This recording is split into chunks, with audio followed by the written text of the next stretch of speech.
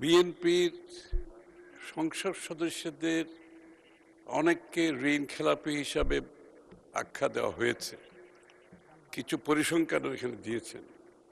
আমি আপনাদের অবগতির জন্য জানাচ্ছি, ঋণ খেলাপি, ঋণ পুনঃতফসিলীকরণ এটা ব্যবসা বাণিজ্য, ব্যাংকিং কালচারের মধ্যে সাধারণ প্রক্রিয়া।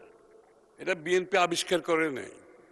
যেদিন থেকে ব্যাংকিং ব্যবস্থা চালু হয়েছে বিশ্বে, সেই দিন থেকেই ঋণ তফসিলীকরণের ব্যবস্থা আছে এবং ভবিষ্যতে থাকবে। এটা কেন হয়, ঋণ তফসিলীকরণ কেন হয়, যারা ব্যবসা করেন তারা নিশ্চয়ই বুঝতে পারবেন। যেমন কোভিডের সময় মানুষের ব্যবসা বাণিজ্য ক্ষতিগ্রস্ত হয়েছে, সব ব্যবসায়ীদের, তাদেরকে ঋণ তফসিলীকরণ করতে হয়েছে, সরকারকে সহযোগিতা করতে হয়েছে। আমাদের এই যুদ্ধের সময়, আমাদের এই আন্দোলনের সময় অনেকের ক্ষতিগ্রস্ত হয়েছে, ঋণ তফসিলীকরণ হয়েছে। কিন্তু গত দীর্ঘ 17 বৎসরের বিএনপির আন্দোলন সংগ্রামে বিএনপির যারা ব্যবসায়ী আছে তারা কেউ ব্যবসা করতে পারে না। তাদেরকে ব্যাংকের স্যাংশন করা লোন পর্যন্ত দেওয়া হয় না।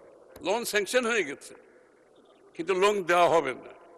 তাদের লোন অ্যামাউন্ট, লোনের সময়, ঋণের সময় যখন শেষ হয়ে গেছে, এক্সটেনশন করা হবে না। যত ধরনের বাধা বিপত্তি সৃষ্টি করা যায় ব্যাংকিং সিস্টেমে, এই বিএনপির নেতা কর্মীদের বিরুদ্ধে সেটা করা হয়েছে। মাননীয় স্পিকার, তাদের গ্যাসের লাইন কেটে দেওয়া হয়েছে, ইলেকট্রিসিটি লাইন কেটে দেওয়া হয়েছে। এই বিএনপি নেতা যাদেরকে খেলাপি বলা হচ্ছে, তারা এই দীর্ঘ সময়ে অনেকে পালিয়ে বেরিয়েছে, বাড়িতে থাকতে পারে না, তাদের ব্যবসা প্রতিষ্ঠান বন্ধ করে দিতে হয়েছে, অনেকে জেলের মধ্যে অবস্থান করেছে। মাননীয় স্পিকার, এখন জেলে বসে ব্যাংকের ঋণ পরিশোধ করা কি এত সহজ ব্যাপার? মাননীয় স্পিকার, আমি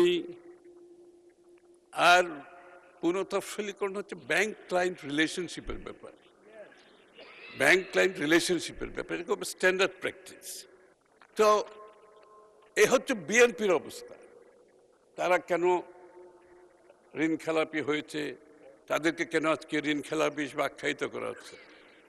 আবার অনেক দল আছে তাদের নাকি ব্যাংকও আছে। তো বিএনপির তো কোনো ব্যাংক নাই। বিএনপির কোনো ব্যাংক আছে? বাংলাদেশের এটা জনমুখে প্রচারিত, এটা সবার জানা আছে তাদের নাকি ব্যাংক আছে।